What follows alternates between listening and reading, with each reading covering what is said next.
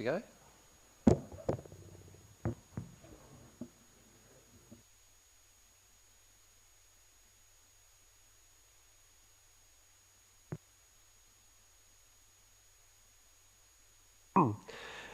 Good evening. I'd like to formally welcome everyone, including members of the press in the gallery, to the council meeting. My name is Councillor Brett Cunningham and I am the Mayor of the Golden Plains Shire Council.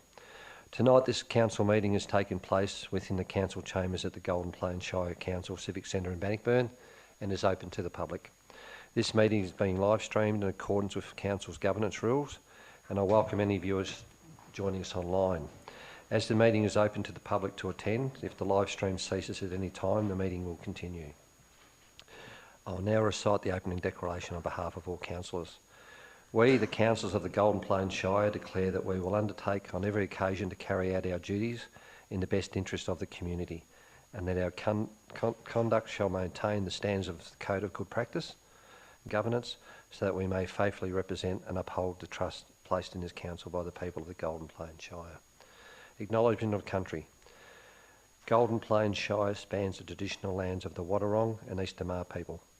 Council acknowledges them as the traditional owners and custodians, and we pay our respects to both Wadawurrung and East Tamar elders, past, present and emerging. Council also extends that respect to all Aboriginal and Torres Strait Islander people who are part of the Golden Plains Shires.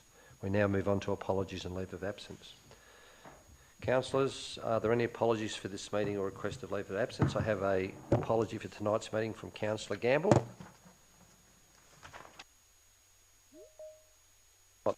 Councillors, we now move on to confirmation of minutes.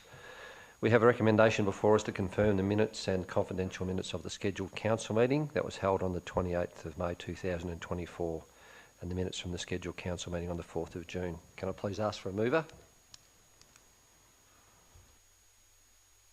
So get some. Seconder.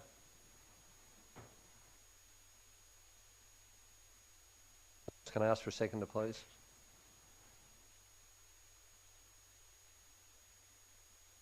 Getson, would you like to speak to the motion? No, nothing further. Forward. Put the motion to the vote. All those in favour?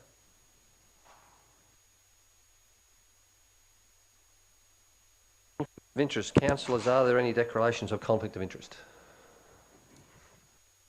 Mr. Lucky? Yeah, thank you very much.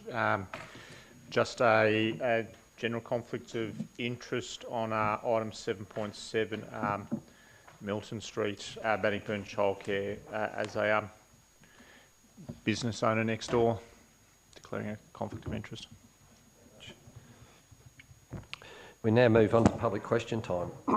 Public question time is held prior to the consideration of the formal agenda by council. We consider requests received with notice from public. I will call each person who has submitted a question forward, or if they're online, they'll be asked to speak online or be let in. Please, if you're in the room, come up to the microphone and ask your question as it was submitted. I note that public question time is not an opportunity to make general statements or enter into debate with council officers. We have a total of 6 questions online. Can I please ask if Jacob Tabone is online? He is, Mr. Mayor, and Yes, I am. Very good, Jacob. Can I ask you to please ask your question?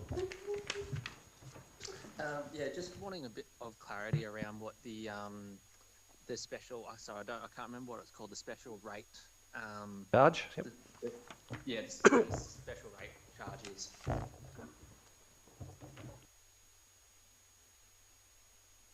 Did you want to read your question, Jacob? Has he dropped out? Oh, sorry, I don't have the exact question as to what I submitted because I didn't get an actual reply back with it. Well, I'm quite happy to read your question on your behalf if you wish. Oh yes, if you As printed, thank you. Question is, how does the special rates and charges policy differ to our standard annual rates? All of the items listed within scope in the policy are all items that our rates are put towards. Not to mention that it has been strongly noted in the community that there has been a lack of council care for maintenance and upkeep in certain areas of the council, referred to drainage issues in Scarsdale. Council have not maintained the drainage for 20 years plus, and I've had a 12-month battle for Council to acknowledge that they are responsible and now actually do something about it. Why should I have to pay twice for this service that is non-existent to start with? The response will be provided by Director Josephowicz. Thank you. Thank you, Mr. Mayor. Maintenance activities on existing assets or replacement of an asset on a like-for-like basis at the end of its useful life is not eligible to be funded under the draft special rates and charges policy. Just to try and make it a bit clearer, the scope of the draft policy is articulated as any infrastructure improvement works eligible to be funded under this scheme. And then in the policy statement section of the draft policy, it also states where it can be demonstrated properties will receive a direct benefit from upgraded or new infrastructure works, Council may implement special rates and charges to fund some or all of the costs of the works. Just by way of example, I guess it could be noted that only projects that deliver a special benefit to a group of property owners may be the subject of a special rate and charge. As an example, it could be an unsealed road that residents request they would like to have sealed, and because they derive a direct benefit from that particular project, they might be subject to paying for part or all of the cost of that project, depending on how much benefit they derive. On the other hand, regular grading and maintenance cannot be subject of a special rate and charge in terms of an unsealed road. Jacob, would you like me to read your second question on your behalf? No, that response there sums that one up perfectly, so that's all good. Question 1 and 2. Question 2, the same? Yeah. So the question there is, if the special rates and charges policy is adopted, will there be a discount on the annual rates? You already charge through the roof. Director Josephowicz. I guess as inferred in my previous response, the special rate and charge policy would only apply to certain projects where a direct benefit to property owners can be derived, and therefore it doesn't impact or reduce the general rates. Director. And thank you, Jacob, for your questions. Next person we have, I'll now ask if Elizabeth Gillespie is online. Good evening, Elizabeth. You've got 2 questions, so if you are able to, just to ask your first question. Thank you.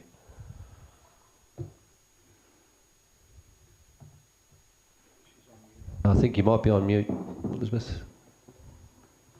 She's unmuted on this end. I'm a parent. Better? Is that better? That's better. Thank you, Elizabeth.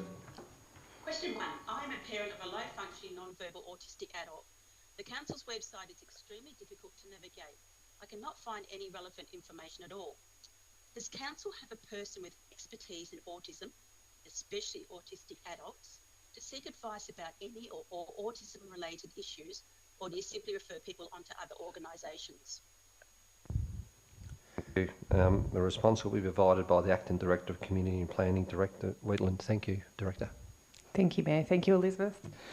Information about Council's work towards disability inclusion can be viewed on Council's current Active Ageing and Inclusion Plan, which can be found on our website.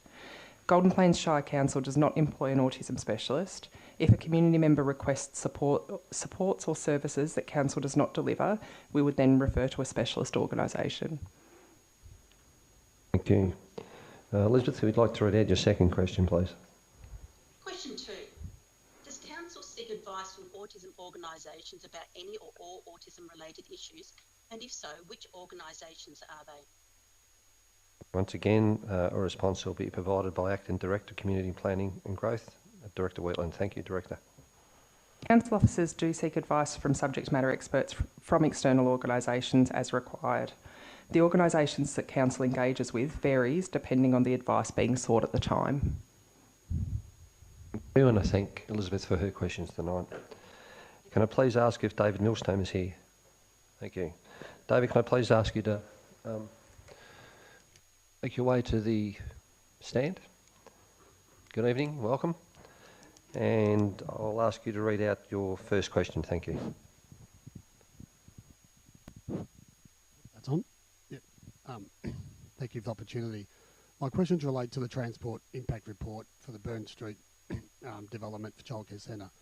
I question some of the reporting containing within, particularly in relation to the parking, Can the council explain to me where all the cars are going to park, given the current car park only has 28 spaces, catering for 128 students, and I believe 16 staff? There'll be no room behind, and there'll also be no room behind the current primary school, given the teachers use those facilities each day. Furthermore, the report mentions parking in Pope Street. However, minimal space to do so on the curbside would be very dangerous to parents to remove their child from the car and then seek to cross the road to the child centre with cars coming and going out of Pope Street. Thank you very much. Response will be provided by Director Wheatland. Thank you. Thanks, David. The proposal meets the requirement for the provision of car parking in accordance with the clause 52.065 of the planning scheme. From the traffic report submitted with the application, the analysis identified a parking occupancy of 43% in the surrounding area. Therefore, any overflow in traffic beyond the subject site is able to be catered for within the existing traffic network. David, would you like to ask your second question, please? Yeah. My next question, how did the council determine what times parents drop off their children to suggest there will be no congestion, given there is only one exit and entry point to the childcare centre and that Burn Street is a dead end? Furthermore, the report undertaken not mentioning that, nor any reference to Sandhurst Court, which is adjacent to that facility, and no doubt parents will drive around there to turn around at the end of the court because of congestion. Thank you. Response will be provided by Director Wheatland. Thank you. In determining the peak periods of use for a childcare centre, we are guided by how the use of the site operates and the empirical data for this type of use. Council's Development Engineering Unit has accepted that the proposed use will increase the traffic within Pope and Burn Street. However, the level of traffic anticipated is considered reasonable for a local road, and the additional traffic generated by the proposed development is not expected to compromise the safety and function of the surrounding road network. Thank you, David, for your questions tonight. Councillors, we now move on to the agenda to consider the formal agenda. We have two public presentations tonight. The two presentations have registered to make public submissions tonight. After the induction of each report, I'll call each submitter forward in order that they have registered to speak. For those presenting, I'd like to remind you of the speaking times allocated. Each presenter may speak for a maximum of 5 minutes, and I ask you to respect the time limit, please. 2 minutes will then be allocated for councillors to ask the questions of the presenter. I note that this is not a time for debate. Councillors, before we begin our first agenda tonight, as Councillor Gamble is an apology for tonight's meeting, in the case of there being the need for a casting vote required, my casting vote will be the same as my deliberate vote. Reports for decision. Delegates report 7.1. Councillors, I have a recommendation for delegates' reports and informed meetings of councillors. Do I have a mover?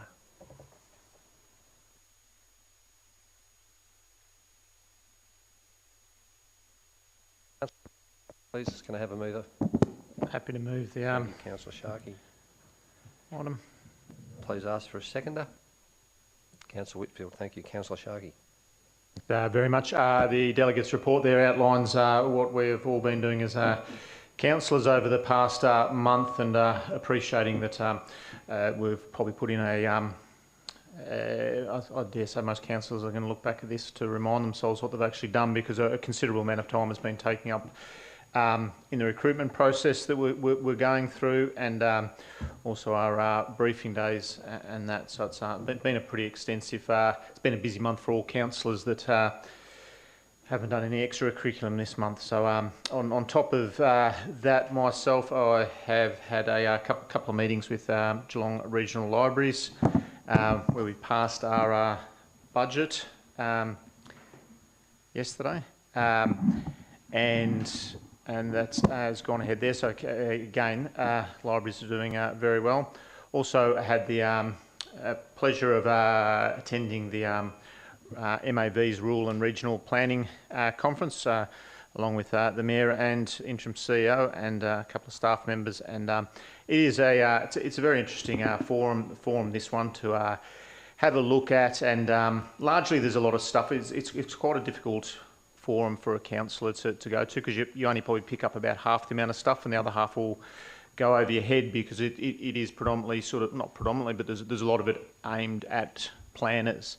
And speaking to a good few planners there, you know, I walk away from a conference like that and truly take my hat off to the amount of work that planners do behind the scenes in shaping our futures. So, you know, our growing suburbs strategy that's going through at the moment is extremely well received by a lot of other councils, and yeah, there's just a huge amount of appreciation for the planners and what they do.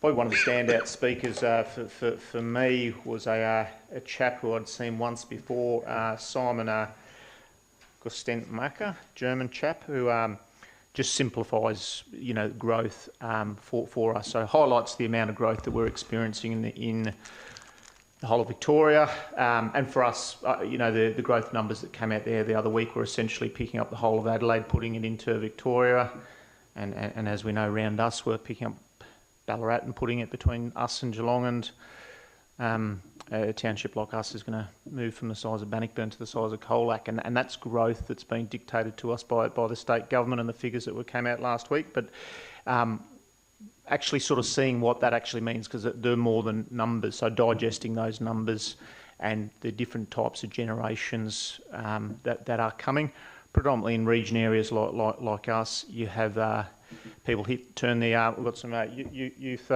committee members here tonight, and they are called Gen Alpha, isn't it? Gen Alpha. And so that they will move to the age of 18. They'll hit 18. They'll move away from the Shire. They'll head into a metro area, go and live the life there. And when they hit 50, they'll come back into our shires. So it just sort of shows those numbers, whilst we think it grows, and that'll obviously change bits and pieces, but it's quite an interesting journey to see how the numbers are dissected. So that was probably the standout one for me, but a good conference all the same. Thank you.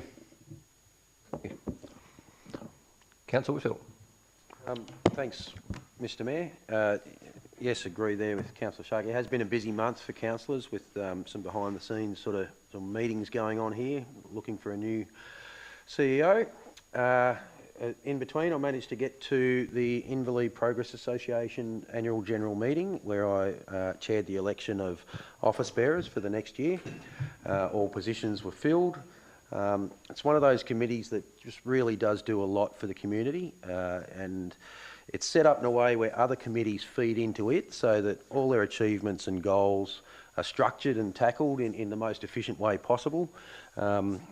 They've had some great success in the past with projects like the Inverleigh entrance signage to the township. They've taken big steps with the Inverleigh active use space that's being built at the moment, and they actually campaigned for the tree program throughout the main street down there almost 20 years ago, and that commenced just late last year as well. So yeah, they're very successful committee there. I couldn't help but note Councillor Sharkey mentioned Simon, the German fella, who also happened to present at the last planning forum that was held at the RACV resort in Torquay there, and he was the standout at that one. So they know a winner when they see it. It's good. Thanks, Mr Mayor. Any other councillors wish to speak to the motion? Councillor Toby. Mr Mayor. Yes, I'd just like to say what a wonderful day we had down at the Leedale Equestrian Centre opening.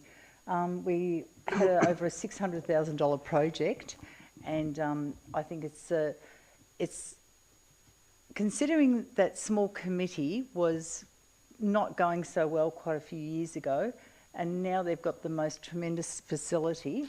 I think everyone involved down there, which is the Pony Clubs, the Adult Riders, the Inverleigh Riding Club, I think they've done a fantastic job of providing a great facility for all users around the Western District. So, thank you, Mr Mayor.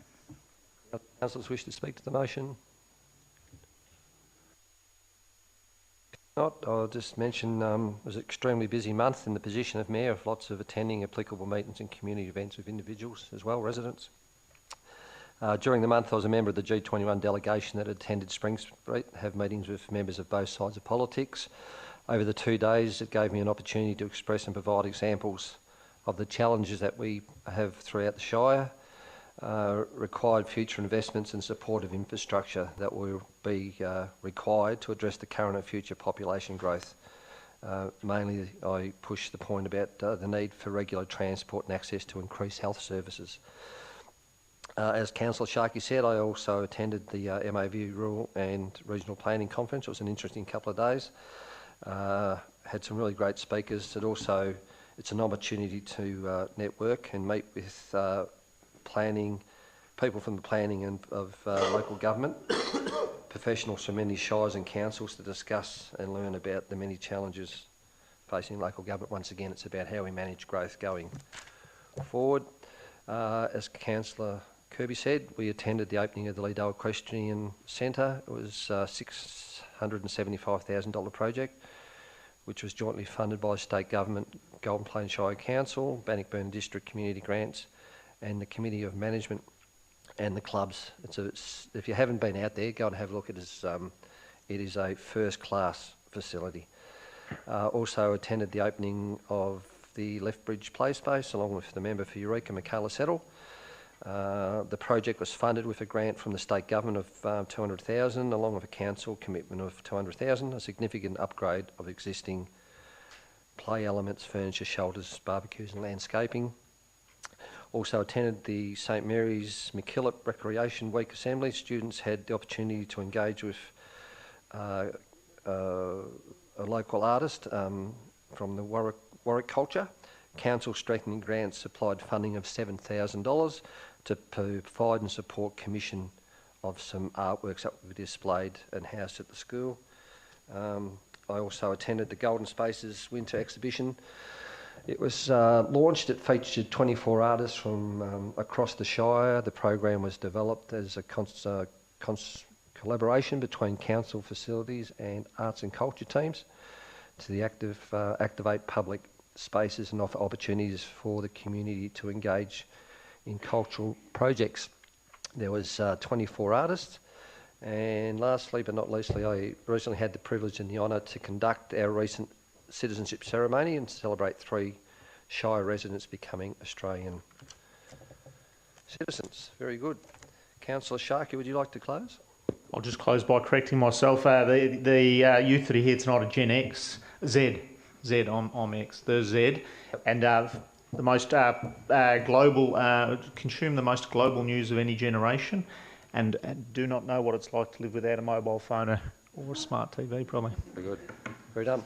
Okay, councillors, I'll move the motion to the vote. All those in favour?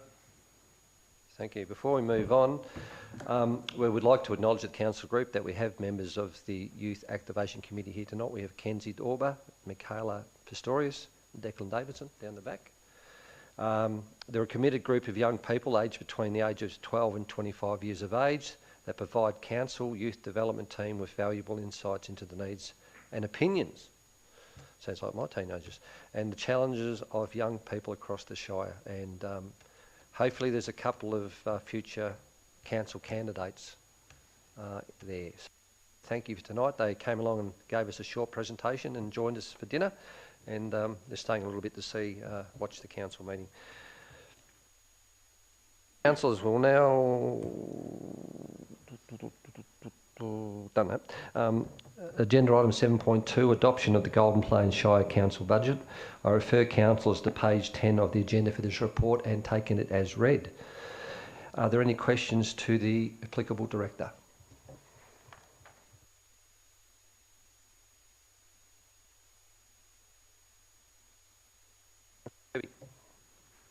Yes, I'm just wondering sorry, I've lost my notes. Fine. Sorry, You're right. Yep, I'll replace that. Sorry. Any other councillors from any councils?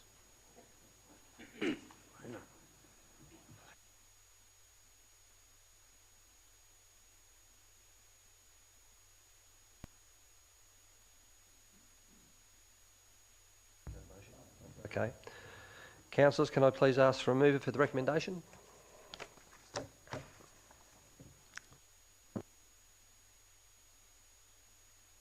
I please remind you that we need to move some motions, have debate, represent our community. With the motion, Councillor Cunningham. Move it, Councillor Whitfield, thank you. Can I ask for a second, please? Thank you. Councillor Whitfield, would you like to speak to the motion, please? I will, thanks, Mr Mayor, in a generalised fashion. The overall operating budget proposed in this coming year is $57.3 million. We've been working on this for some time, and there's been what I believe is an appropriate approach to this budget. Council identified shortfalls likely to occur in this last year that would carry over into the 24-25 period. And we had choices in front of us: maintain expenditure and post a significant deficit, borrow money to continue operations for business as usual, or rein in spending to live within our means until other income streams, such as wind farm money, increased land sales, population growth and increased industrial activity, come to the Shire. I'm particularly glad that throughout the work, Council worked towards, in the last 6 months, seeking organisational efficiencies, and we've evaluated service priorities to arrive at this budget. Reductions and deferrals across all departments seem to have been the fairest approach. Despite paring back, all services do continue, and projects promised in this budget will keep the completion of the council plan on track. Across the pillars of the council plan, these are just some of the services council continues to provide. There'll be $13.4 million in capital investment, including bridge renewal, road maintenance, upgrades, recreation, construction, paths and trails, township maintenance, etc., etc.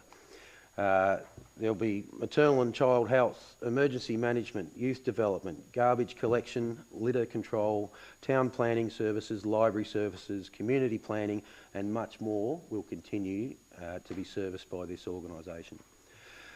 This budget also, it's one of my favourites I like to note, will also bring our borrowings rate down to 23% from what was around 58% 3.5 years ago.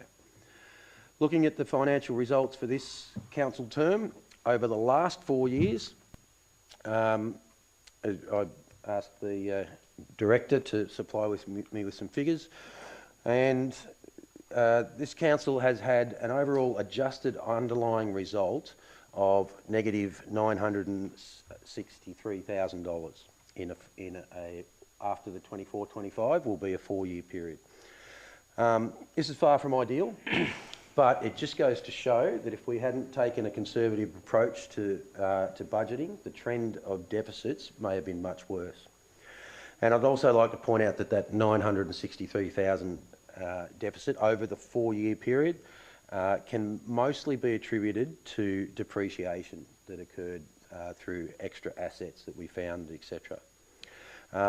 It hasn't been an easy task finding savings for this budget. But it shows that we can still meet service expectations on less, and that puts us in a more sustainable financial position going forward. Thanks, Mr Mayor. On the buzzer. Councillor Getson, would you like to speak to the motion? Thanks, Mr Mayor. Councillor Whitfield has probably summed it up pretty good. I'd like to thank the staff for their excellent work in preparing the budget and presenting it. I'd like to touch on also the local roads projects and that, and sealing and whatever, and drainage program which is maintained at 400k, including Island Street and Smythesdale, so it's good to see things like that going ahead. So I'll just touch on a couple of things, and then 192,000 financial assistance grant funding and 50k increase in corporate memberships. With the corporate memberships, if we don't all belong to corporate memberships, we don't have a chance of getting any money. And with Timber Towns, we've got $60,000 for the Lismore Cape Clear Road in the last term. So, and the 75k for community strengthening grants. I'll leave it at that. Thank you. Any other councillors wishing to speak to the motion? Councillor Sharkey, thank you. Yeah, thank you very much. At the end of when we get to this process every year, I think I end up saying the same, that you want to take a little bit more ownership of the budget and you want to get a little bit better educated along the journey. And you know, each year you reflect, and the budget process is such an interesting process because it only feels like yesterday that we started this process, and no doubt once the book closes on this chapter closes on this one, we'll start the next one very shortly. It is a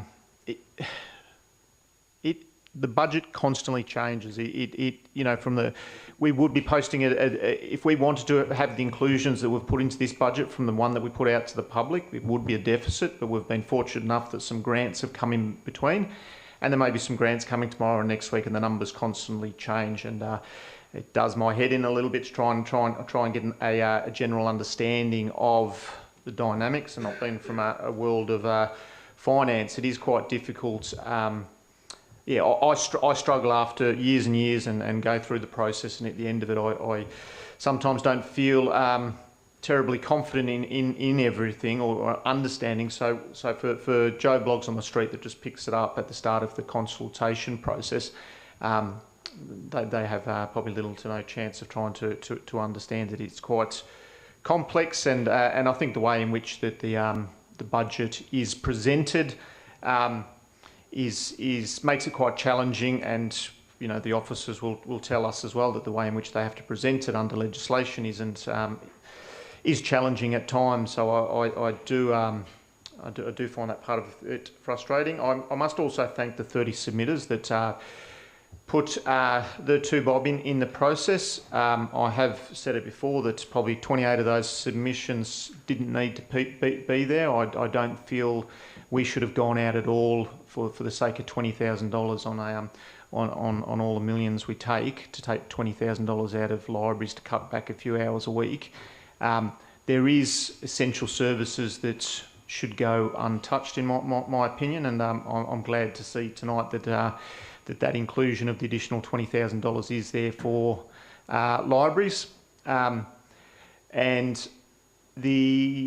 So in between last month and this month, we have received $192,000 of additional financial assistance grants funding, and we've sort of spent that money and put that towards the increase in the corporate memberships, as Councillor Getson mentioned. That wasn't part of $50,000 wasn't in there, so we had nobody in the community disagreeing with that $50,000 in membership, and we had nobody in the community disagreeing with the community grants, strengthening grants being taken away the money from that and presenting that in the draft budget. So probably my personal issue is how we've just quickly spent that in a short amount of time.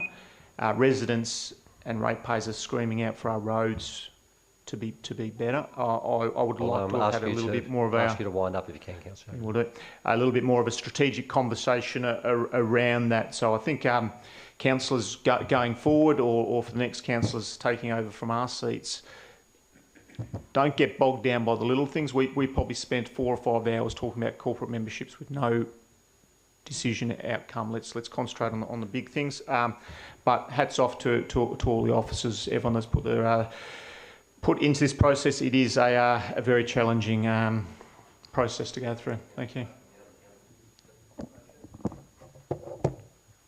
Councillor Kirby. Thank you.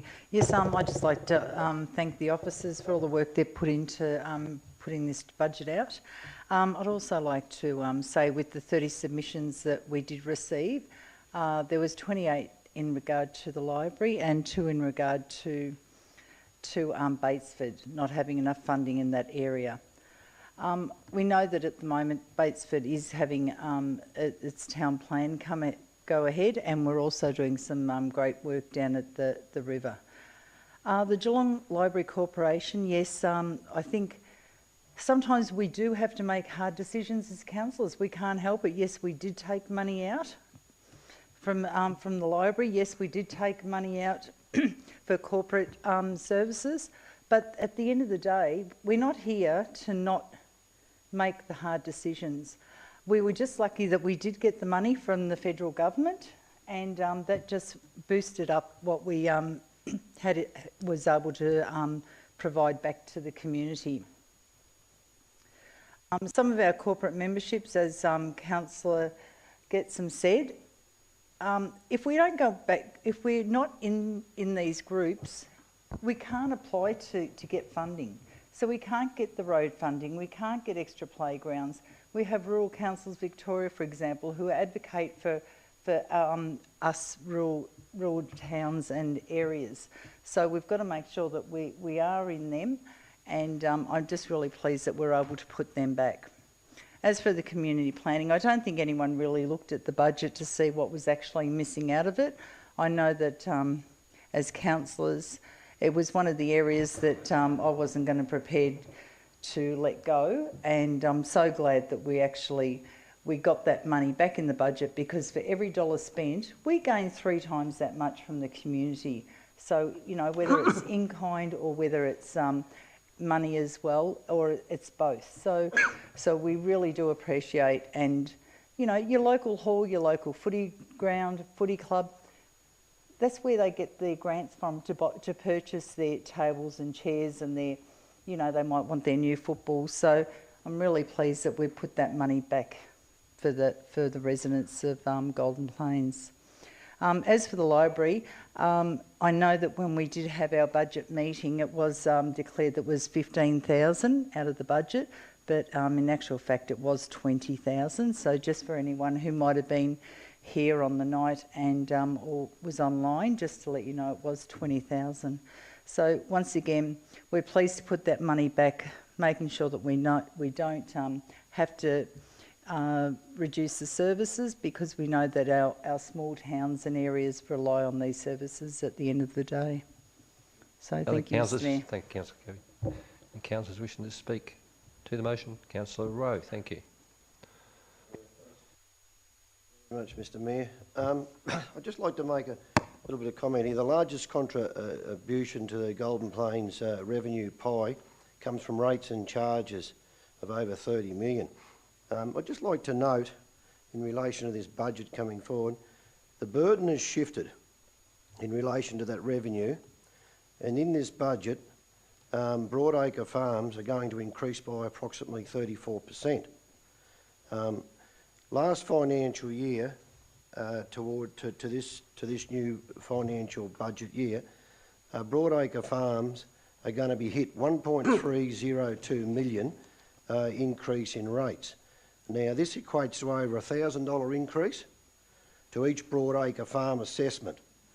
And as we all know, there's 1,281 assessments, so there are, and there's more farmers, Broadacre farmers with one property. So a lot of the farmers are going to get pretty hard. So going forward, I don't know whether there's a change to review the differentials with this rate burden.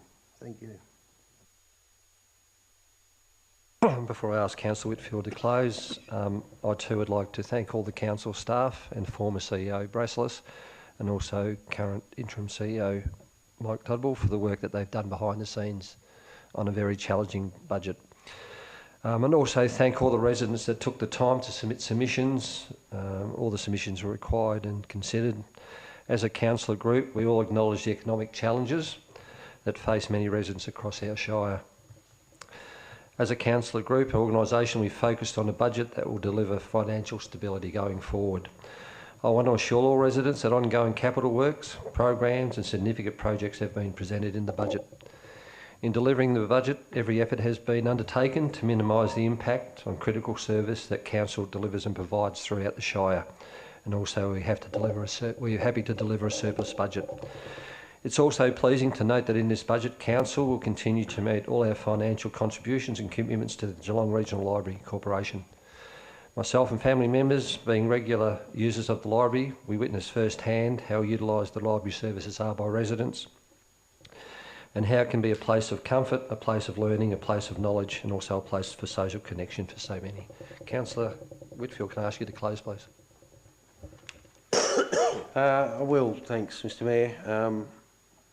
I know others have done it, but I will thank the staff. We had sub-budget committees, and a mountain of work went into preparing this budget. And I just want to address something Councillor Rowe said there, and that was about the farmers having increased rates in this rate pool. I did have a look at that, and actually the rates for cents in the dollar for broadacre farming is actually reduced compared to last year, so that the only thing I can put it down to is the increase of land value that has caused the increase in contribution. But otherwise they have had a reduction. Thanks, Mr Mayor. Thank you very much, councillors. I now put the motion to the vote. All those in favour? Carried. Agenda item 7.3, updated election period policy. I refer councillors to page 18 of the agenda for this report and take the report as read. Are there any questions to the applicable director? If not, can I please ask for a mover for this recommendation?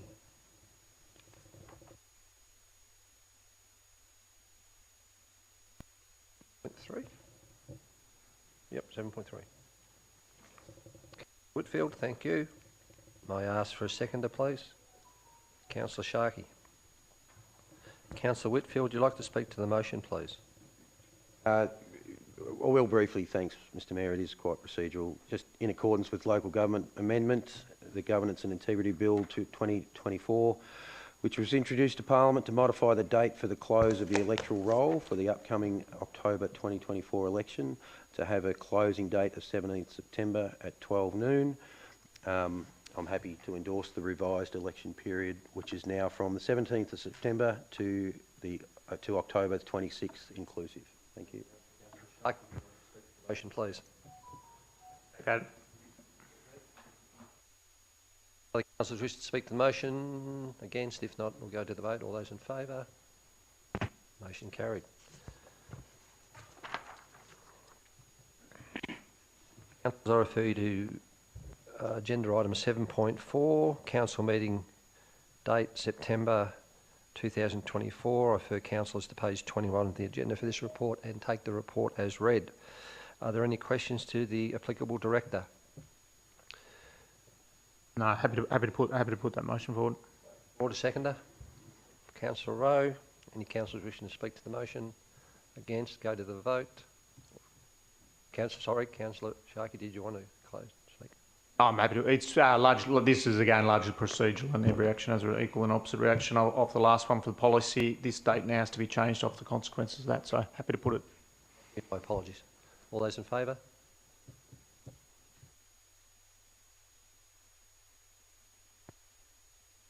Under item 7.5, consideration of planning application policy review. Councillors, I refer you to page 24 of the agenda of this report.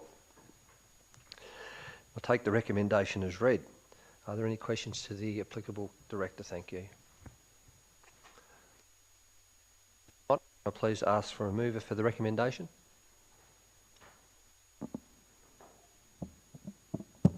Councillor Whitfield. Please ask for a seconder for the motion.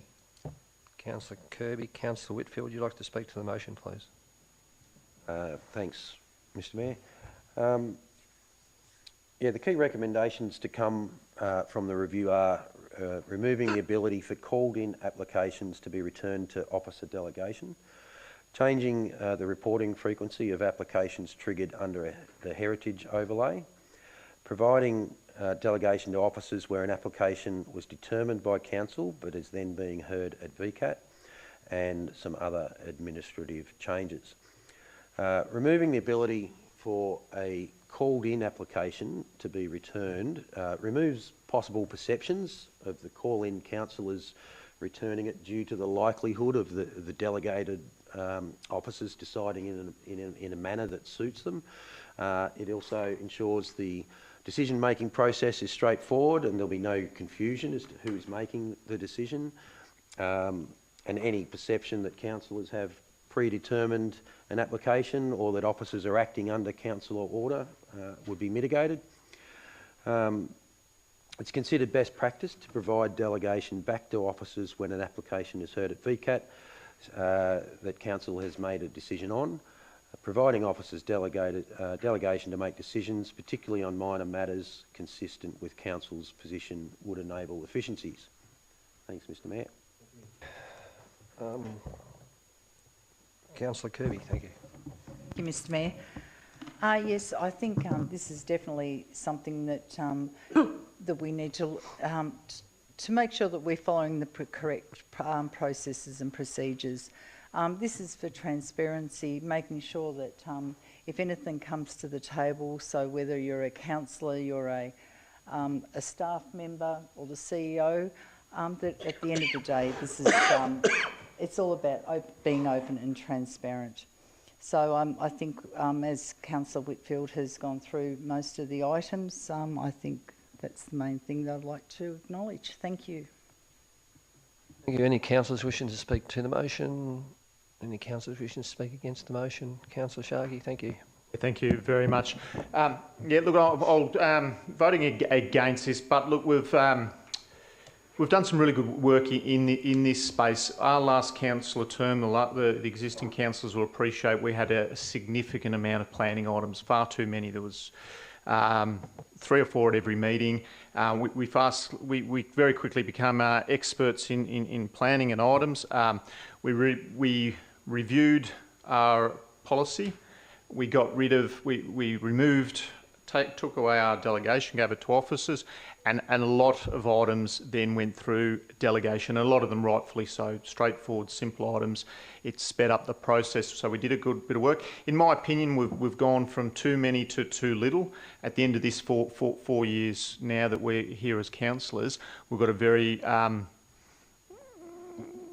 Our understanding of planning isn't what the last councillor group would have been, and I think it's quite important for every councillor group just to have a couple coming through constantly, a few each year, just to not forget what planning items is all about.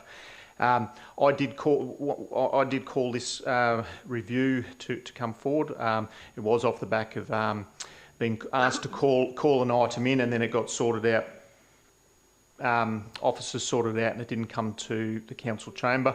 I was disappointed. So with this, that is one of the good changes which Councillor Whitfield highlighted, that if we do call something in, it'll come and be open and transparent in whichever way the decision is. My issue is with one item that I feel we could have done a little bit more work on, and I appreciate that this had come to council before. We've looked and tried to benchmark off a lot of councils. The evidence hasn't been presented to me to say that we can't do things differently. Transparency is extremely important, and if we refer to the Sandon report, one of the things that come out of that is that we must try and highlight some areas where we can do better, or if the if, buts and maybes. Now, the reason I'm voting against this is that I firmly don't believe that councillors, if one of us had a planning item and it comes to a chamber, I believe that we're in a conflict of interest with one another. And I think there's other ways and means that we could do this. And take, for example, if we're going to council elections at the end of this year, if a coalition of councillors got together, they could come onto council, planning item could come through, an officer recommendation might say X, Y and Z, and that coalition of councillors could overturn that. And highly unlikely, but refer to the Sandon report, it could happen. So that's one of the reasons I'll be voting against this, but I appreciate we've done a good bit of work. I am talking about a very small percent, but in my opinion, that if that could happen, then it shouldn't be in our policy. And I think we can be transparent with the community. A councillor, if they've got a planning item, they could put it up there, the public can see it, they can see the process it's gone through. But to have then, you as a councillor have your 7 friends or foes voting on a councillor on a planning item, I probably don't agree with that. Thank you very much. Any other councillors wishing to speak to the motion? Speak against the motion before I ask Councillor Whitfield to close. I fully support where if any councillor, senior officer or planning officer has a financial interest in a planning application, that to ensure open and public transparency, that applicable planning application is forwarded to council with determination. As elected councillors, we are all held to a higher standard of our accountability, and this updated policy will ensure continued openness and transparency. Councillor Whitfield, would you like to close, please? Yeah, thanks, Mr. Mayor. I agree with your sentiments on the keeping councillor financial officer or councillor financial interest coming through to the chamber. I think we all agree transparency is good, but there's transparency and scrutiny during the process, and then there's transparency of what's happened and occurred retrospective of the process. And I think it's the first kind that is the most important, being able to scrutinise during the process rather than read the result in some obscure table somewhere. So, yeah, happy to support it. Thanks, Mr Mayor. All those in favour?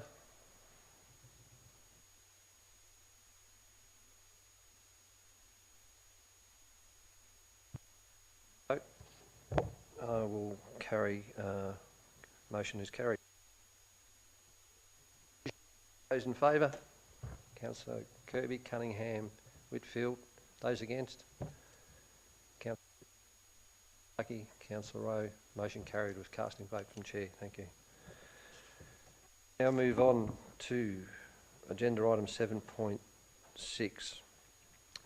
Councillors, I wish to advise the Chamber that I'll be speaking regarding this item, as well as the protocol. I'll remain in the chair, and I will speak after all councillors have spoken and before the mover closes debate. Councillors, we have a presentation from Simon Loader on behalf of the applicant.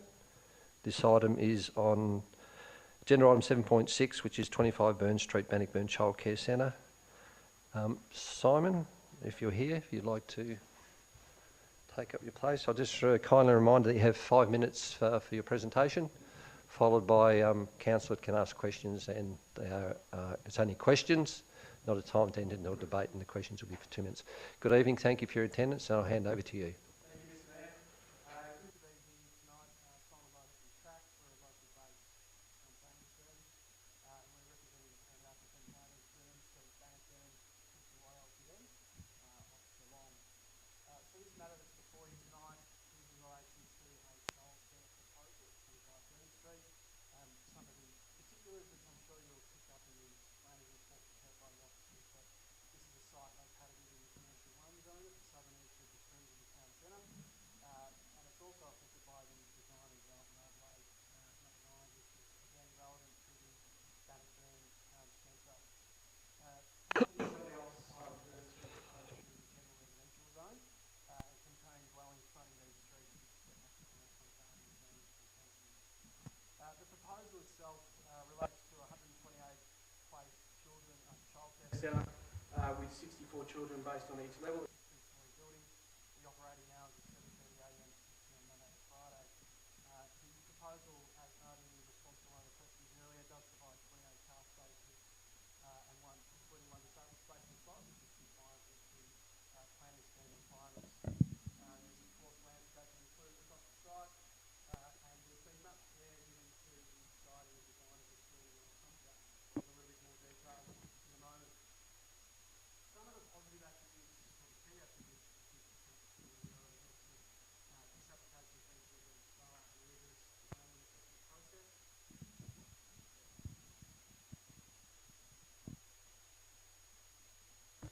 How's that? Can you hear me? As noted in the officer report, there has been a previous application considered by council where there was a lot of work done on an initial design for a single-storey building, as well as with the delivery of some parking within Pope Street and Burns Street, which was intended to deliver some additional on-street parking for both the site and the adjoining school. It's been remarked about parking challenges within Burns Street. But in response to this, our client engaged a new architect and went back to, I guess, revising the proposal to a two-storey building and, of course, conducting and completing all car parking on site. This is a key service to the community, and I think it was Councillor Sharkey, when considering the budget, noted these are obviously challenging times and government need to invest in projects and infrastructure. It's also a key time for private industry to be investing in key social and community infrastructure such as this, which is not only going to provide jobs but a critical service to working parents. And of course it'll complete the development of the southern edge of the town centre also. State government and local planning policy will tell you co-location of compatible uses is key, and siting this next to the school is really following this key policy within the town centre, and where commercial uses are encouraged and non-commercial uses are discouraged. And for those councillors who've been following along the VPA process in the growth area, this is very much a mantra that they espouse, which is co-location of community facilities. Critically, the site has no sensitive interfaces. We have roads, a school, commercial uses and a car park next door. This is fundamental to assist the elimination of potential amenity impacts which may arise from such land uses where they interface directly with sensitive land uses such as dwellings. Some of the key considerations that we have given and the officers and our client are around things such as neighbourhood character, acoustics, traffic and connectivity, drainage and waste, and I'll touch on them very briefly. It must be considered that this is a commercial site. This isn't a site in a residential zone, and therefore the built form and architectural response will differ to what you might see in a residential area. We fully support the officer's position that the built form and materiality is largely respective of the character of the town centre, and our architect has done a lot of strong work in terms of designing a beautiful building, highly articulated, recessed upper floors, that's going to deliver a building that's going to stand the test of time. We also note we've sought to draw on materiality from the surrounding area. From an acoustic perspective, we've had a qualified technician do an assessment which identifies that there's no noise amenity impacts that should arise from this proposal. And again, around the siting and design of this proposal, we've sought to fringe the site with the building where it's going to block a lot of noise that might emanate from the site otherwise. We do note there's a permit condition number 16 which seeks to ensure ongoing compliance with this, and our client's very accepting and supportive of this condition. We've also had a detailed report prepared by Ratio Consultants around traffic and connectivity. As I've stated before, we've met the car parking requirements that need to be on site. We've done the assessments which demonstrate that there is a parking occupancy at 43% at a peak, and we expect to generate 102 traffic minutes per day. I might ask you through the chair for an extra 2 minutes if I might. Granted. Council's internal traffic team have of course not objected to the proposal as well, and we note that the plans indicate delivery and extension to the existing footpath on Pope Street, which will continue around the corner of the site to the entry on Burn Street. So we're looking to make sure that for those who might be parking further afield, that we have good connections for them to the site. As I mentioned, we've dealt with drainage. I don't feel I need to deal with that significantly for you councillors. And of course, there's been a waste management plan prepared for the application. I think you'll note in the draft conditions prepared by the officers as well that we have only one amended plans condition, which I think is a reflection of the work that we, our client, the architect, has done with council to produce a proposal that's suitably befitting of your support here tonight. So thank you for the opportunity to speak. Very much, Simon. Councillors, are there any questions to the Speaker? Councillor Kirby, thank you. Thank you. Could you just confirm the opening hours? Yes, that was 7:30 a.m. to 6 p.m, Monday to Friday. Very much. Questions, councillors? Thank you. We know that there has been a few people that are not happy with the development going ahead. What would you think of if there was, 20-minute, half an hour signs out the front of on the street itself to make sure that people aren't sitting there all day, parking their cars all day, the staff aren't sitting there? Are they able to, to be able to move on and make sure all that car parking is used within the facility? Thank you, Councillor. Just to confirm, you're talking about time restrictions on site? On the roads itself. On the roads itself. Yes. So we're talking about street-based time Street restrictions. Councillor Kirby, Yes. sorry, excuse me. I might just refer that to Director Whitfield. Just in relation to street parking, that would be a council matter. But it could be it could come into it. It wouldn't be for the permit applicant to determine. Making sure he has got enough car parking on site so that way there aren't cars on the street.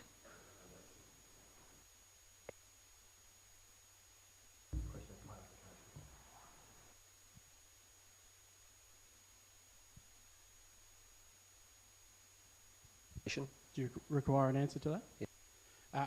Well, as outlined, it's not our decision to make, but certainly time-restricted parking is a tool to ensure that patrons aren't parking there in the long term, and it is part of actually the proposal that we put to council in the original application was time-based restrictions with car parking, on-street car parking. So I think at a principal level we would have no objection.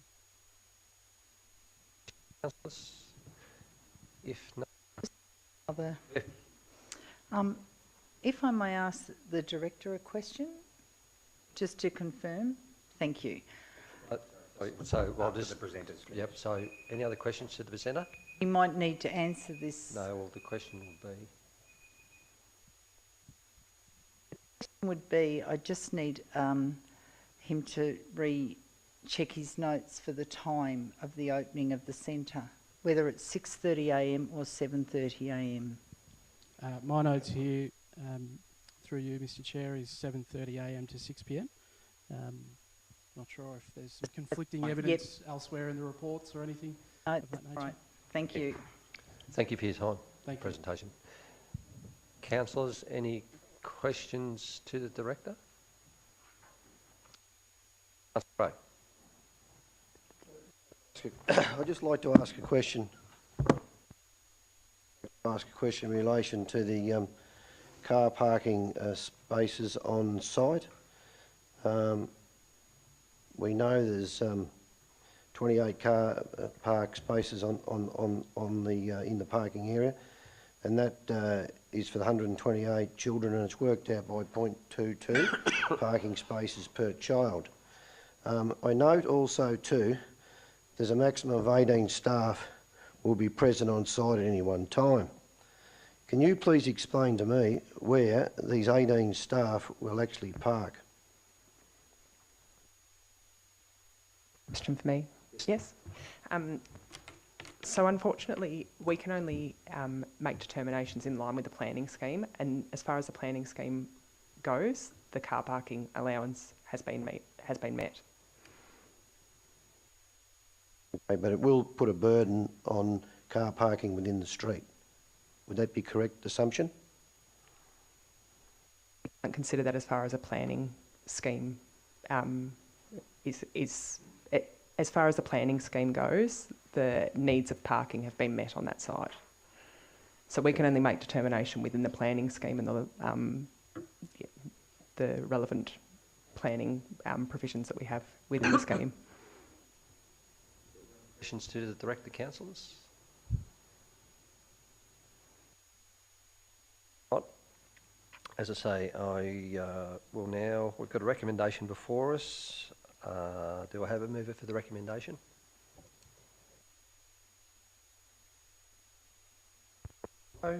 Just like to move an alternative motion, if I can please. And the recommendation is that Council resolves to issue a notice of refusal to grant a planning permit for the use and development of land for a childcare centre and associated building and works, 25 Burn Street, Bannockburn, on the following grounds.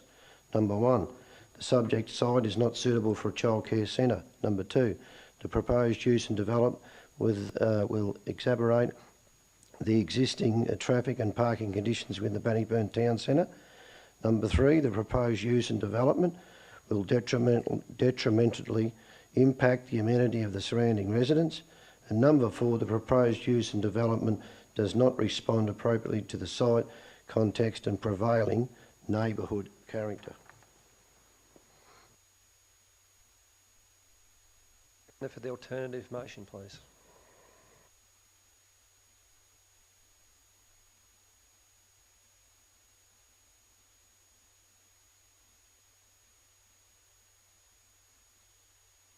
I'd like to speak to the alternative motion, please.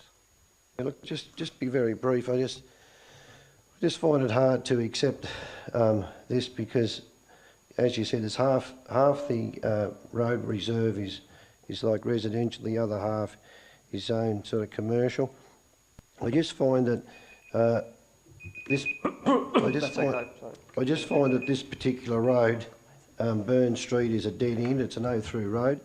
We've also, at the present time, have got the Mary MacKillop Catholic school there as well.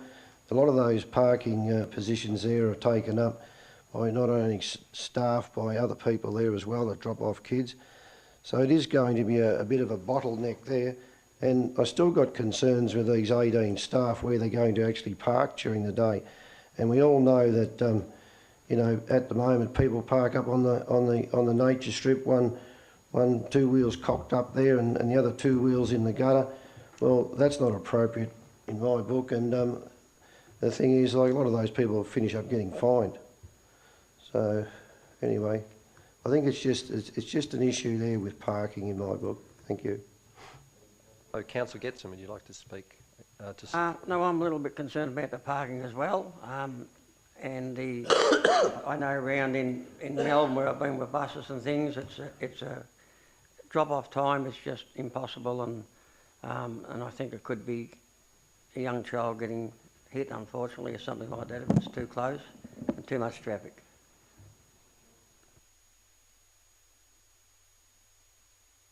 Alternative motion? Yes, thank you. Lucky. Yeah, look, councillors, these applications go through an extremely rigorous process, as we know, and we've got to sit here and we've called this in. Many residents have highlighted issues around car parking, noise, and a few other things, and my reading of this report highlights all of those things. I'm not for 1 second ignoring some of the concerns that are in there, but I can't support the motion that's been put forward here. I can't agree that that this proposed use and development will detrimentally impact the amenity of the surrounding area or the neighbourhood character. This is the commercial zone. Council zones it. It's a commercial zone. It sits there. I understand the debate, I understand the concerns, but ultimately, let's not stand here and not lie to the community and say that this is going to go off to VCAT and VCAT are going to rule against this, and we're going to have to go through that process and delay the whole process and upset the community further. This is, if we want to have a conversation around parking. Councillor, can I just ask you a point of clarification? You said if it goes off to VCAT and VCAT will overturn the decision. How can you base that? How do you know what they're going to say based on evidence? Yeah, that's what I'm talking to. You know, you said it'll go to VCAT and be overturned. Yes, based on my opinion, that's the reason that I'm voting against it. That's not saying it's going to happen. So we're not lying to anyone in the public. My opinion, this little speech I'm giving now is in my opinion, having read all the information here. Thank you for the clarification.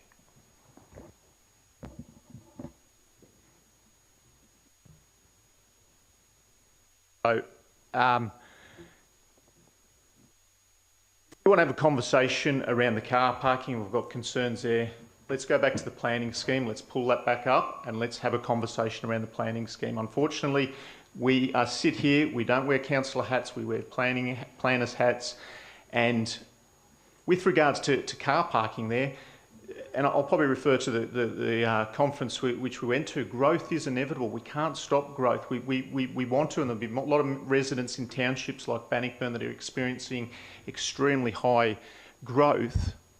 The shortage of car parking is forever going to be a problem. I drop my kids into school in Geelong, and there's arguments there with parents every day running up and down the road trying to drop the kids off. It is forever going to be a never enough car parking, and that's where council's role, and it's in our council visions and council plans to encourage walking, encourage school busing, encourage parents to pool.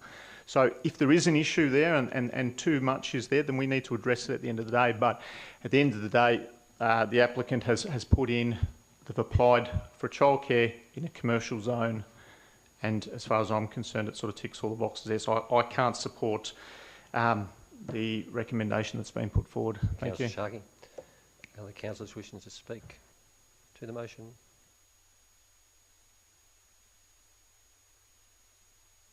Before I ask Councillor Rowe to close, I have no objection to to establishing much-needed childcare centres in our community. However, I also believe that the facilities need to be located in appropriate locations. Regarding this planning application, I have following concerns. It is proposed that the number of children attending the centre will be 128 and 18 staff on-site car parking is proposed for 28 car park spaces. I live close to another childcare centre and every day when I go past it's a rat race. All staff cars are parked out on the street and the car park's left vacant for pickups and drops off. Entry into Pope Street is via a no-through road, meaning there's only one way in and one way out. I believe this creates significant safety issues. Car parking is already hard to obtain in Burn Street. I was there today and there was over 40 cars parked in Burn Street, the majority of them on the nature strips. I also am concerned about the additional cars, as I said, spaces leading to cars parking on the side of the roads and nature strip, causing issues of blocking driveways, traffic. I also believe the proposed development doesn't fit with the current low density character of the residential houses in the area. In closing, I believe the proposed site is not conveniently located. It will impact on the amenity of the residents and will only increase the problems we're already dealing with traffic numbers flowing along High Street. Councillor Rowe, can I ask you to close, but can I also ask you to please once again read your alternative recommendation? So we have clarification. Sorry. Fill out a question. Councillor, a question or a... No, I didn't have a question. I was prepared to speak earlier, but... I'm sorry, I apologise. You wish to speak against it or for it?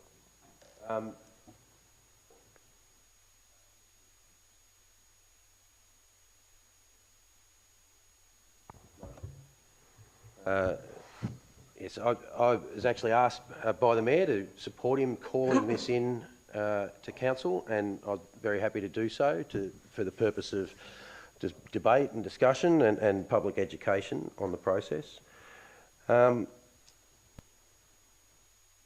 scheme, as it applies in this case, I think actually favours the applicant, particularly around the parking and the transport impacts. I've written 2 pages here about why this application meets the requirements, but I've also driven along the roadside of the site, and no matter what the traffic report says, there will be an impact to local road users. And I think it's up to us to consider, is the impact reasonable for a road that is almost in the centre of the biggest town of our shire? So that's something to weigh up. Is it reasonable? And also just that this council term, I've been consistent in making decisions according to the planning scheme. I've thought that's the best way to go the whole time. And I don't, when reading the objections and seeing the people here tonight, I have a lot of empathy for your situation. You know, it's like it's a change to your neighbourhood, but as Councillor Sharkey said, these are the moments where we put our planning hat on. We try to assume what VCAT would do and whether it's worth the ratepayer's dollar in going to VCAT and sending officers there and things like that. And we've actually been proved wrong in the past.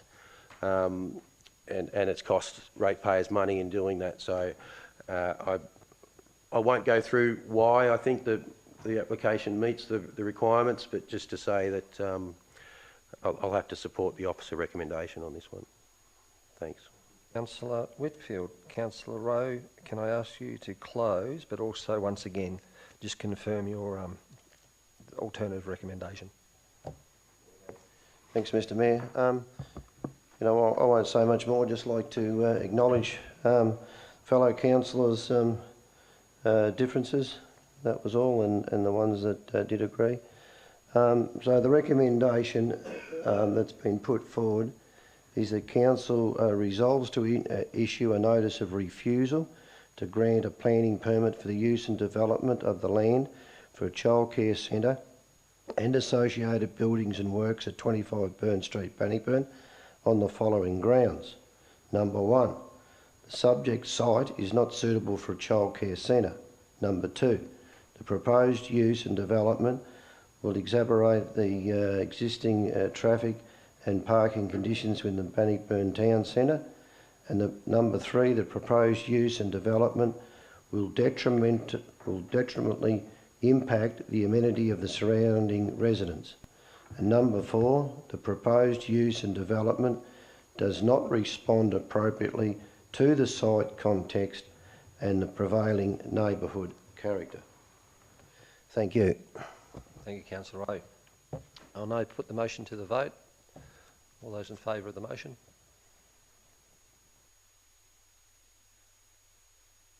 Casting vote supports the motion. Carried. Corporate division on Those that in one. favour, Councillor Kirby. Getson. Rowe. Against. All those in favour of the motion? Councillor Getson, Councillor Cunningham, Councillor Rowe. Those against? Councillor Sharkey. Vote of the chair.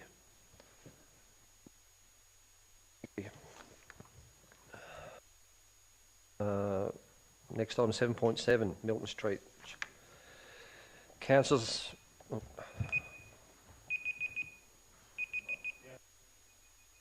Sorry, thank you, Councillor Sharkey. Conflict of interest. Councillors, I wish to advise councillors in the chamber that I'll be speaking regarding this item, as well as per protocol. I will remain in the chair and I'll speak after the councillors have spoken and before the mover closes debate. 7.7, 21 Milton Street, Bannockburn Childcare Centre. I refer councillors to page 52 of the agenda for this report and take it as read. We have a presentation. Jason Summer is online and he is presenting on behalf of the applicant. Good evening, Jason. I hope you're well. Yes, I am. Thank you, councillors, and thank you very much for the opportunity to make a presentation tonight. Would you like me to commence? I will. I'll just kindly remind you it's a 5-minute time limit, followed by councillors can ask you questions for 2 minutes. So thank you for your time tonight, and I'll hand over you for your presentation to the councillor group. Okay, thank you very much. Okay, so first of all, thank you very much for the opportunity tonight. Just to let you know, I have reviewed the planning officer's report, and I do agree with their professional opinion on this particular matter. It has been well thought out, and report prepared by the council officer discusses all the relevant key planning issues and policies, and they have come to what I consider to be the correct conclusion in regards to the application. It's important to keep in mind that one of the primary foundations of planning is to achieve what we call the net community benefit. So what that means is that a pretty major consideration of application needs to be, is this going to result in a benefit to the broader community? And childcare centres themselves are quite integral to a well-balanced and functioning township.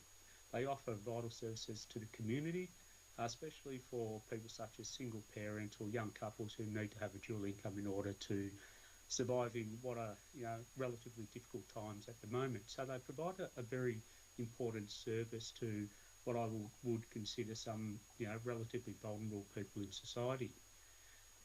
Having said that, it also needs to be accepted that childcare centres, the consideration is not just net community benefit, and that does not, in fact, override aspects of planning, including good design and amenity impact, so they also need to be taken into account. Now, my view is on this particular application is that they have been considered quite considerably, and looking at the application, I think there's probably 5 key issues here which need to be looked at. And the first one is the site location, the second one is the building form, the third one is overlooking, the fourth one is noise, and the fifth one is traffic. And I'll just quickly touch on each of those. And in particular, the site location, I think that might come under question, particularly given the decision on the previous application. And what I say in regards to the site location is that it's on the periphery of the township zone, so it's just inside a residential environment just outside of the township, which is actually a pretty good location. Now, the township zone itself includes within the purpose to the zone, and this is a pretty important aspect of planning. It actually particularly refers to under the purpose of the zone to include things, non-residential uses such as educational services. It recognises that these are the type of land uses which should and do occur within these type of environments. And in fact, it's one of the few zones within the planning scheme which actually identify the purpose of the zone to include things such as educational facilities of which a childcare centre is grouped under. The site is also positioned close to a primary school, abutting a parkland on one boundary and on a fully constructed and accessible road. And the planning officer identifies that this is what's called a high order local road. So it's well constructed, it's wide, it's got good site visibility in either direction, and it's easily able to accommodate the relatively mild increase in traffic that will be generated by this particular development. In regards to the building form, it's a relatively low scale building. It doesn't have any sort of over-ambitious type of visual presentation that would be detrimental to visual amenity, and I think the planning officers touched on that quite well within the report. Overlooking is also addressed through fencing and window screening where appropriate. There's been an acoustic assessment of the application which discusses noise, and I also wish to point out that there's also EPA regulations which are quite stringent in terms of ensuring that residential amenities are protected. I also wish to make the observation that childcare centres do operate significantly differently from schools. They don't have the short and extremely busy peak times that schools tend to have. The children are much younger and playtimes for different groups is generally staggered. So what I'm saying there is that you don't have that sort of half-hour period in the morning and half-hour period at night where you have, you know, a large number of vehicles visiting the site, dropping children off or picking them up.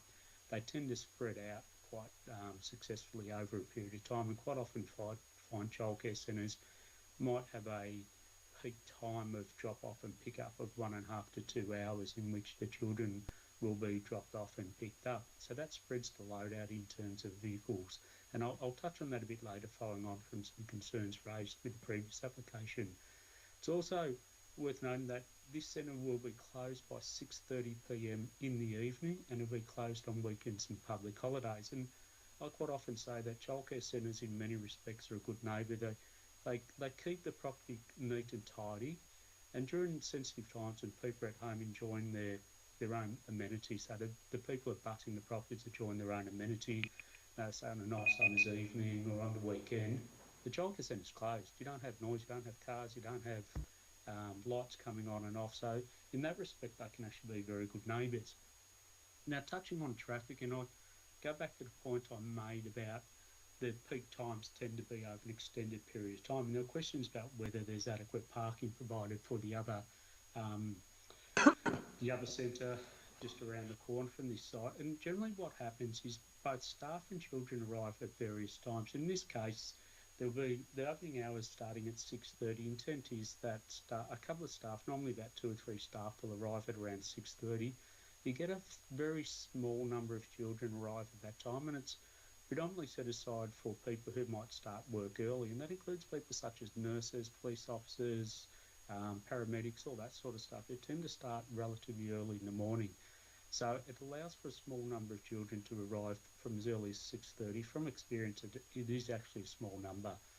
Generally speaking, they're not allowed to play outside until normally about 8:30, 9 o'clock in the morning. So given the location of the car parking adjacent to the park, the opening hours at 6:30 in the morning won't have any impact upon the neighbours. In terms of staff numbers, the staff, as I said, the staff tend to arrive anytime 6:30 to 10:30, 11, 12 o'clock, depending on whether they're part-time or full-time. So you don't have all the staff there at, say, 7 o'clock in the morning, occupying all the car spaces when people are trying to drop the children off. And conversely, the same applies to the evening. So when the children are predominantly getting picked up, let's say between 3:30 and 6 o'clock, which is generally about the time most children get picked up, the staff numbers start to drop off at that time as well. So that's how the car parking works in terms of the numbers of car spaces. So generally speaking, and from experience, the parking provided on the site is functional and viable, and it's been proven throughout many childcare centres that it is a good way to actually operate, and you don't end up with excessive amount of hard paving and unused car spaces. In regards to the planning provisions, there really isn't anything in the planning scheme which actually dictates to us that this is an inappropriate. Thank you, Jason. I have to ask you to wind up there. I was good enough to give you an extended 2 minutes there, so you're supposed to... I'll pretty much finish, so I'm happy to move on to answering any questions if there are Thank any. you. Very Thank good. you. Councillors, any questions to Jason regarding this planning application? Councillor Getson. Yeah, Jason, Councillor Getson here. Just confirming the opening hours once again. You did say 6:30 p.m. earlier in your speech.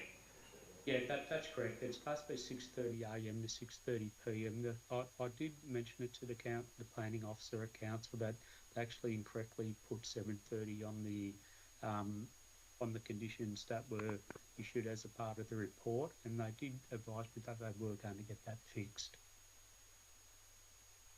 Can I confer that with the officer? It is 6:30 p.m. and not 6 p.m. as stated on here. Yeah, and 6:30 p.m. Jason said. Yeah, 6 a.m. in the morning it starts. to 6:30 p.m. at night. Yeah, and here it states until 6 p.m. But he says 6:30 p.m. Yes. That be corrected? Information that's been submitted on the planning submission, we will certainly correct that, and that would be our fault if that's the case. We have corrected the 6:30 a.m, but we have listed 6:30 a.m. to 6 p.m. in the agenda today. So apologies if that is incorrect, and we will look to address that. Thank you. Thank you.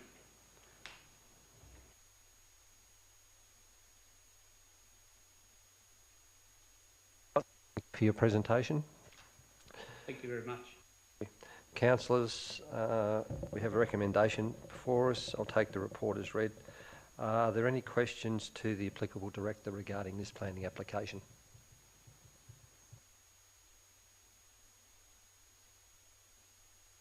What? May I ask for a mover for the recommendation?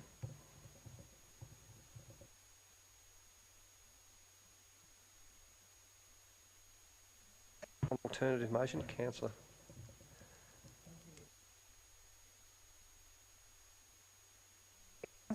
To issue a notice of decision to grant a planning permit for the use and development of the land for a childcare centre and associated buildings and works pursuant to the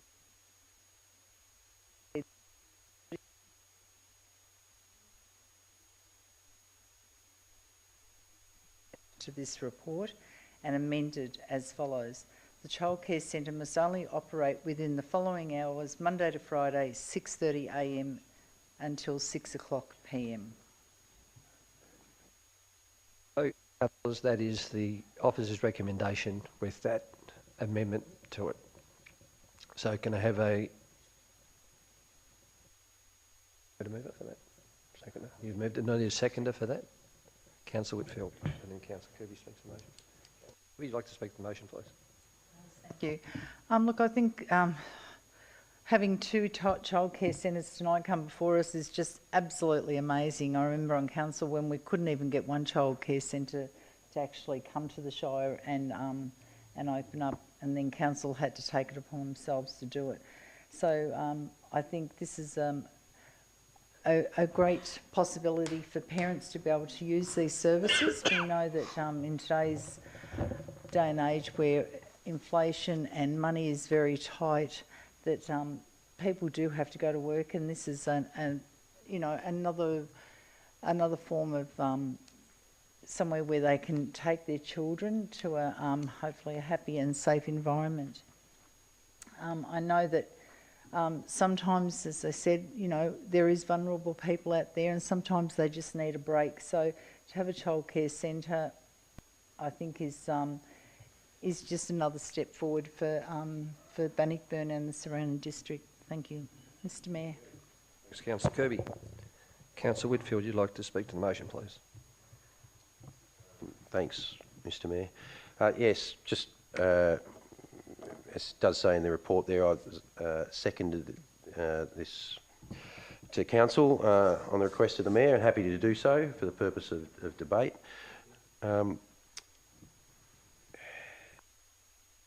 Going through the report and the application documents, I find it a bit of a shame that the schedule to the zone for the Golden Plains planning scheme was not more detailed. Perhaps some more consistent built form outcomes could be achieved if that were the case. But while the compliance of the planning scheme for this application as it currently sits seems to be met, I can see some value in us working through those schedules to the zones and just getting some more detail in there for ourselves. And also I see in the report that there's an application of res code rules applying to this application, even though it's not a residential building, it's a commercial building. That's another sort of ad hoc come together to form a decision here. There are conditions that negate impact on privacy, and I'll run through a couple of those. There's a minimum sill height of 1.7 metres above floor level for the upper floor level windows within the southeast and west elevations. A notation that all bathroom facility windows at first floor level will be constructed of obscure glazing.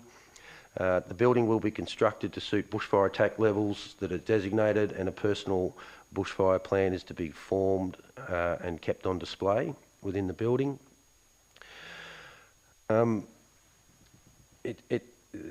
This application is not in any of the precincts that are nominated in the Bannockburn Town Investment Strategy. It's outside it, but it's still in the township boundary. But I suppose just like the previous application, we have to consider this from a planning perspective, and the requirements that are there, it does meet. So I'm going to have to side with the officer recommendation on this one. Thank you. Thank you, Councillor Whitfield. Any other councillors wishing to speak to the motion? Any councillors wishing to speak against the motion?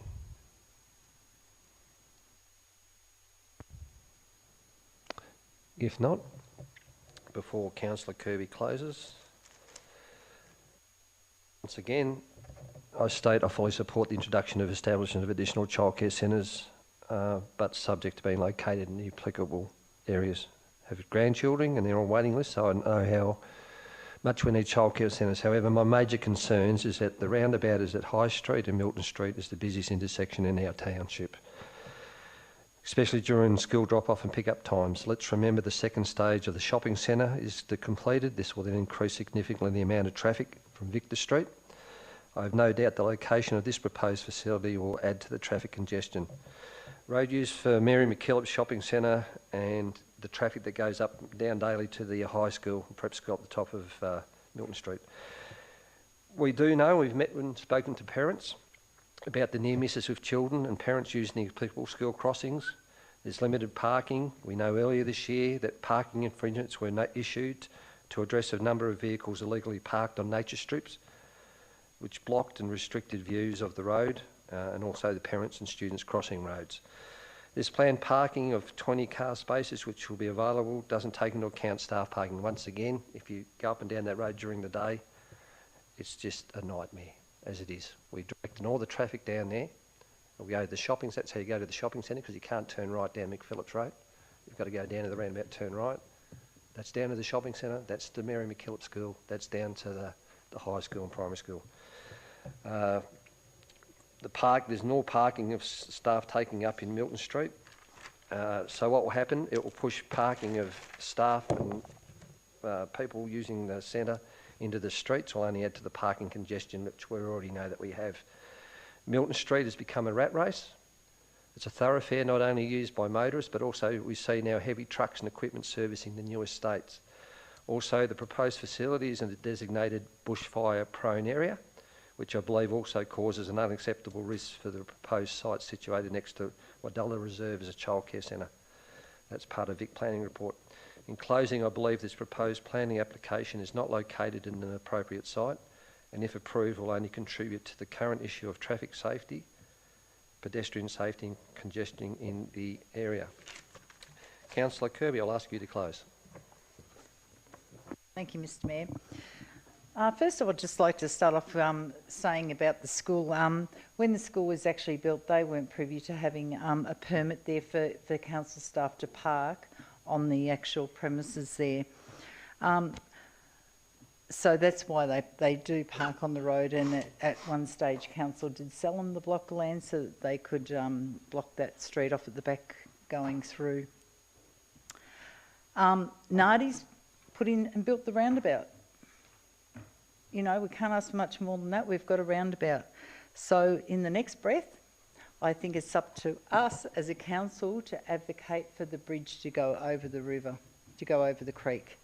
We don't have it, there's no other way around it.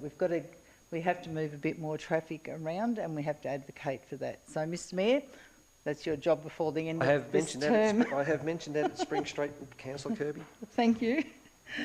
So once again, look, it's in a commercial zone. It's in that area where it has to be built. We don't have a choice. We've got too many children and families moving into the area, building. So I think at the end of the day, it's a no-brainer. Thank you, Mr. Mayor. Councillors, I now put the motion. Point of clarification. Point of clarity, Mr. Mayor. It's not actually in the commercial zone. It is in a residential. Yeah, it's in a residential zone, which it doesn't mean it's not permitted to go there, but just for clarity, it's not in the commercial zone. Director, I think it's in a. I have actually got the site in my email. Sorry, I did check. Milton Street is in township centre boundary.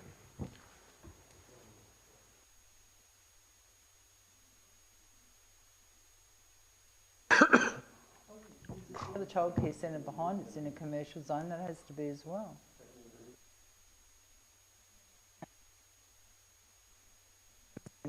Map ages, but 21 Milton Street's borders on the town centre boundary.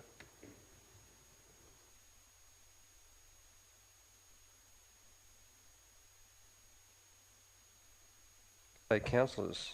Apologise if That's okay. it's not It's in not a that. problem. It's not commercial, it's town centre boundary. I'll now put the motion to the vote. All those in favour? Against? Motion is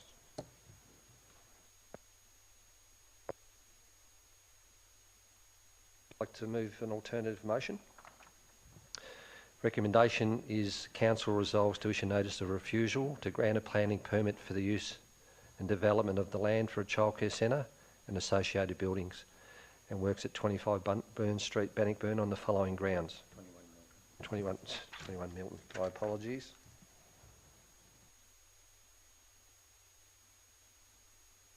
Associated buildings and works at 21 Milton, Bannockburn, on the following grounds. 1, the subject site is not suitable for a childcare centre.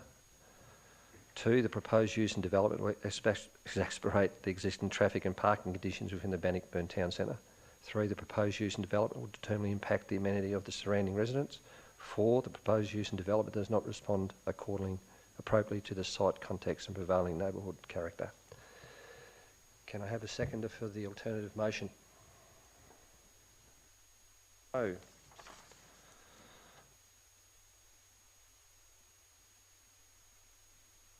I don't really have much to add, as I've spoken before. I just think it's as much as I know that we need childcare centres in the township and the Shire, it's just we know that we've got issues at the moment. We've had near misses of children and pedestrians. We've looked at shifting the pedestrian there. The traffic that's coming through there on a daily basis is incredible. And I honestly believe this is going to add to that issue. So that's why I wouldn't be supporting it. Councillor Rowe, would you like to speak to the... I'd like to say, thanks Mr Mayor. I'd like to say I've got issues too with it being right on the edge of that pound, the old pound there, and the bushfire risk, significant risk that's that could affect this like building, for example.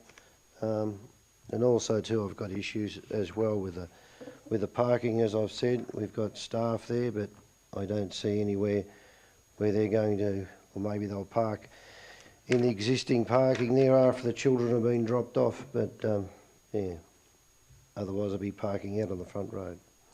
Anyway, thank you. Nothing further to add. Councillors wishing to speak for the alternative motion. Councillors wishing to speak against the alternative motion. Councillor Whitfield, thank you. Thank you.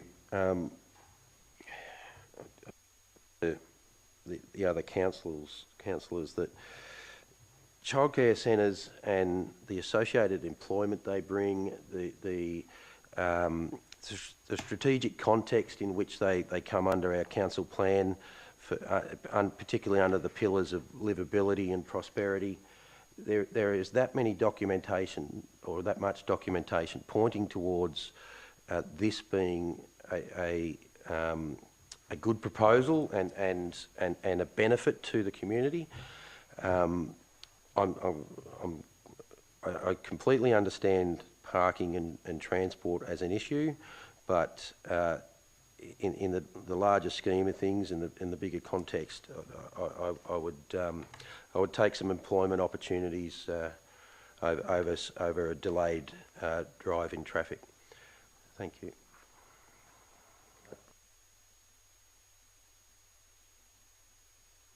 If not, I'll close.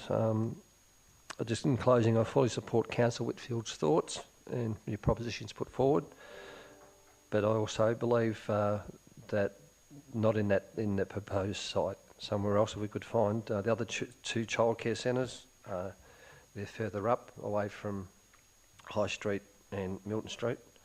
Still got a bit of traffic issues, but not as bad.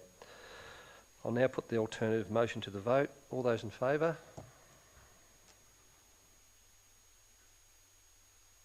Carried. Thank you.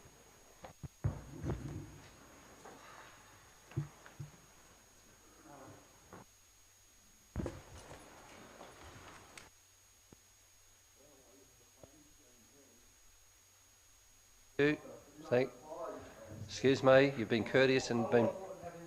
Well, you're not helping your cause. Do have residents.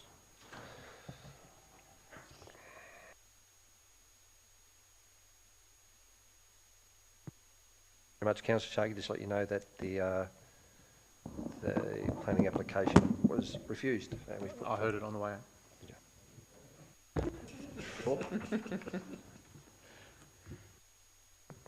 What are we up to? 7.8. Asset management policy strategy adoption. Councillors, I refer you to page 71 of the agenda of this report. I take the report as read. Are there any questions to the applicable director?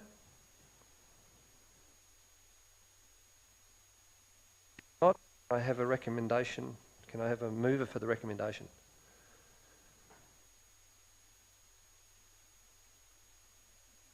Page 71 of the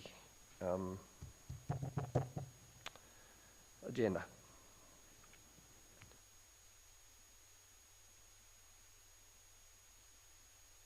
One.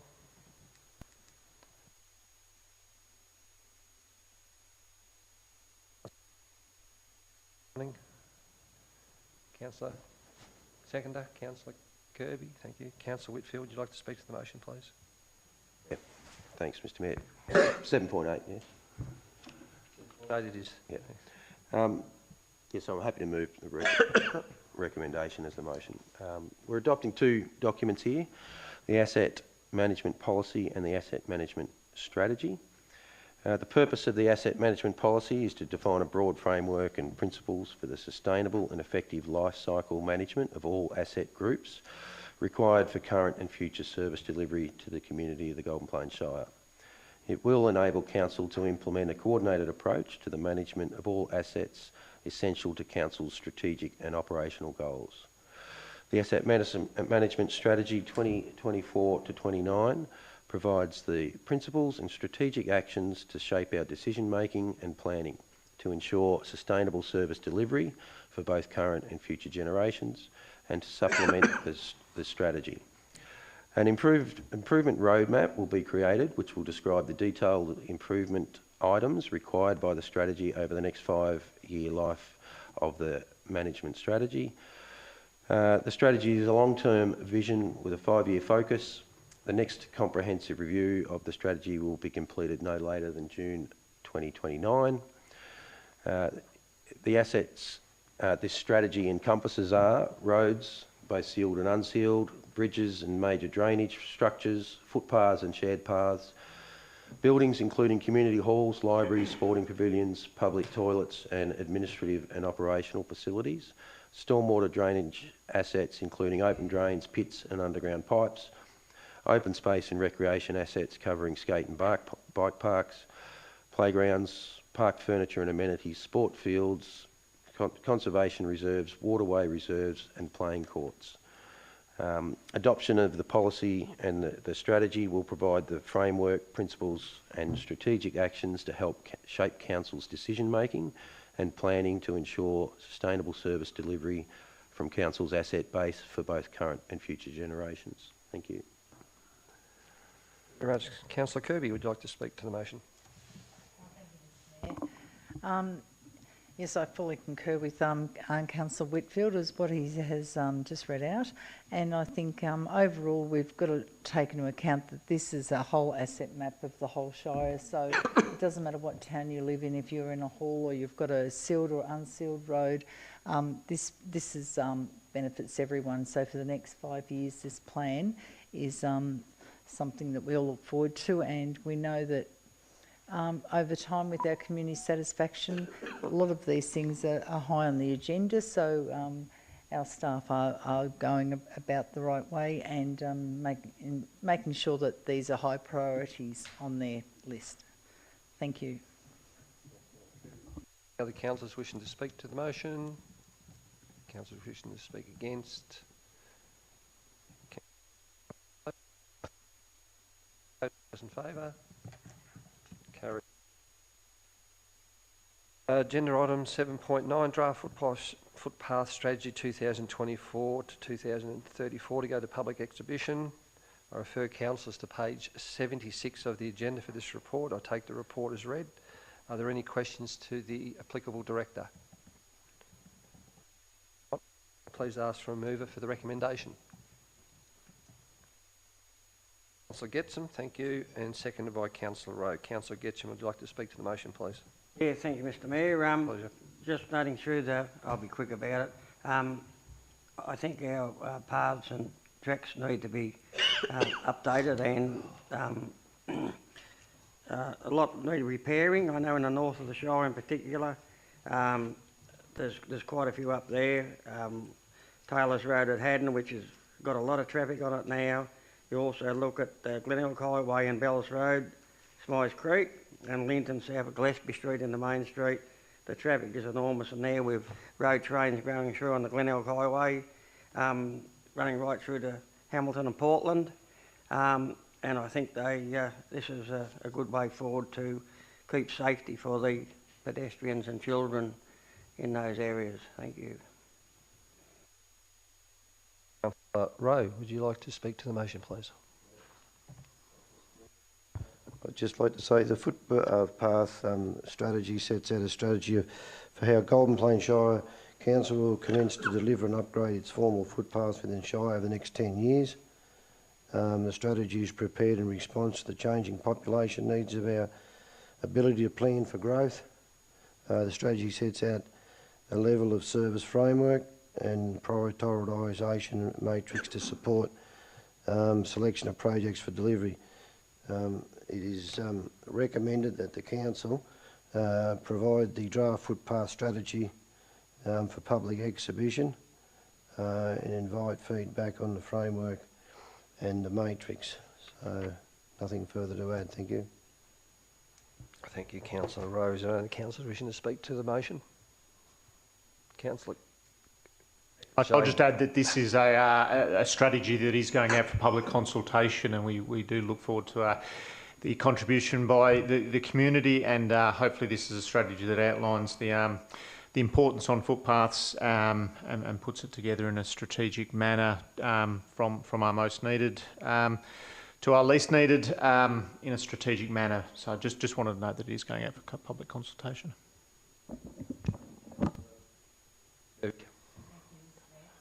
Yes, just like to say that this is, we are endorsing this footpath strategy tonight. It's already been out for public consultation. So what's happened? Well, it's been out for the strategy for the public exhibition. The only problem is, I was disappointed to see that it was held in 3 townships. It was held in Smythesdale, Haddon, and Bannockburn. Now, when you live in the centre of the Shire, you're travelling 100 k's round trip to attend. So at the end of the day, I think when you've got Haddon and Smythesdale, which are only 10 k's apart at the most, it should have only been held in one area of the Shire, either Smythesdale or Haddon, and probably Haddon, you know, under because they probably haven't had a lot of consultation down that way. But as we can see from the report, there's not one area within the centre of the Shire that's been identified. So it's a bit of a shame, because we're not getting to every area in the Shire. We've got to be fair and mutual to all the Shire.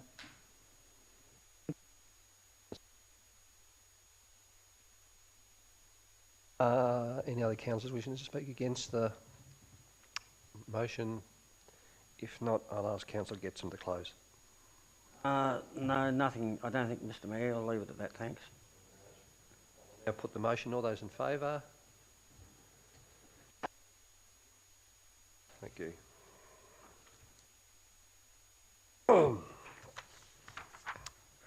Agenda item 7.10, tender award for the Teesdale Don Wallace Oval upgrade. I refer councillors to page 81 of the agenda for this report. I take the report as read. Are there any questions to the applicable director? Not. Please ask for a mover for the recommendation.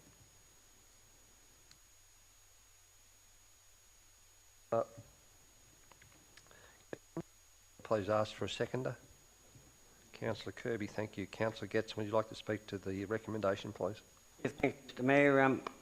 I noticed where Turf Care, I've got the, will be awarded the contract, the $661,000 plus for the Don Wallace Reserve. They're currently doing the update to Linton, which they're doing a great job. It's a little bit slow, but a lot of comments from the community, but I told them they'll have a top sports ground when it's finished. It's probably going to be grand final stage type thing like Smythesdale is. It's in top condition. So I think this company is doing a great job. It is also a thing for the local children who are growing up, and it keeps them in a local community where they don't shift into Geelong and things like that, or Ballarat, whatever. We keep them in our Shire. And I commend the Ben Jordan and his staff for the ongoing work for our sports people. Thank you, Councillor Getson. Councillor Kirby, would you like to speak to the motion?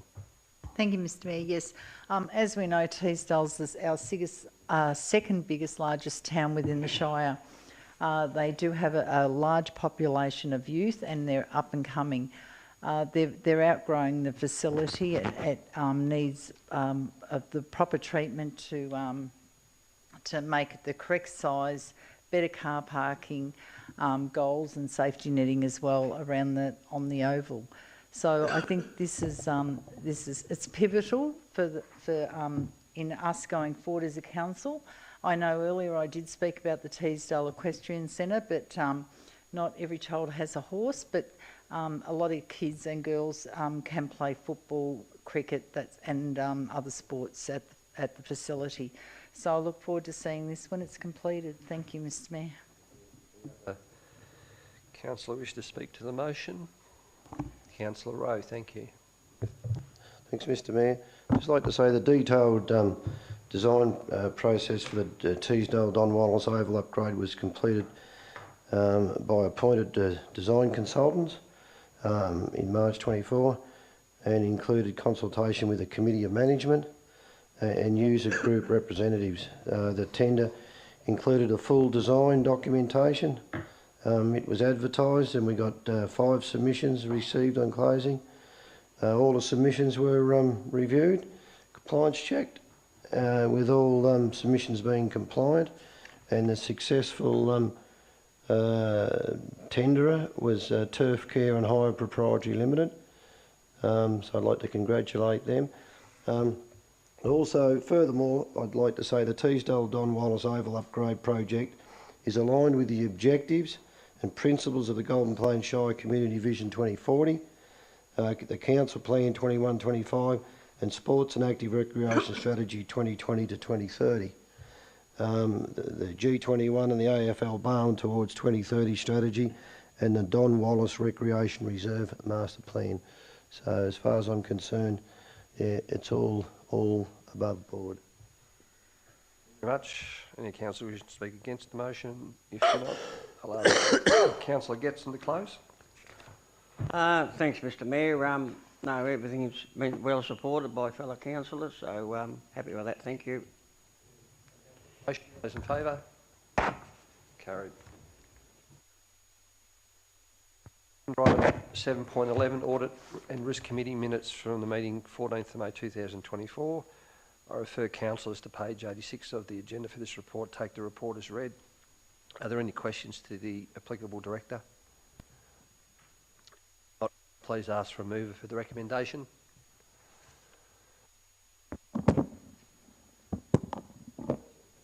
Sharkey, thank you. Can I have a seconder? Thank you, Councillor Sharkey. Would you like to speak to the motion, please? Yeah, no, happy to take this one as read, fairly procedural, and I think it's one that's been covered. So happy to take that one as read. Thank you. Councillor Sharkey. Councillor Whitfield, would you like to speak to the motion, please? No. Only to thank the committee member from the Audit and Risk that retired from that position at the last meeting. Motion to speak to the motion. Speak against the motion. If not, I'll ask Councillor Sharkey to close. Councillor Kirby, you'd like to speak to the motion? No, sorry. Okay, that's fine. Councillor Sharkey, is that right? Yeah, happy to put that, but I'm very happy that Councillor Whitfield has picked up on that, because Andrew served for longer than all of us councillors here. He's been here for a long time and served the Audit and Risk Committee extremely well. So thank you, Clayton, for picking that one up. Thank you. Councillors, now put the motion to the vote. All those in favour? Carried. Agenda item 7.12, Draft Disability Action Plan and what we heard post-consultation date. I refer councillors to page 88 of the agenda for this report. I take the report as read. Councillors, are there any questions to the director? Councillors, can I please ask for a mover for the recommendation?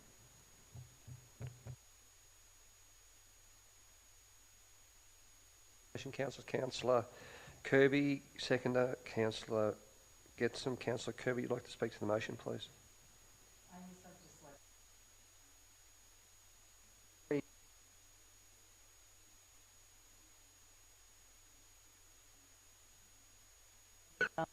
I think at the end of the day, this framework is, as I said, it's a very important piece that has to be part of our health and wellbeing plan going forward.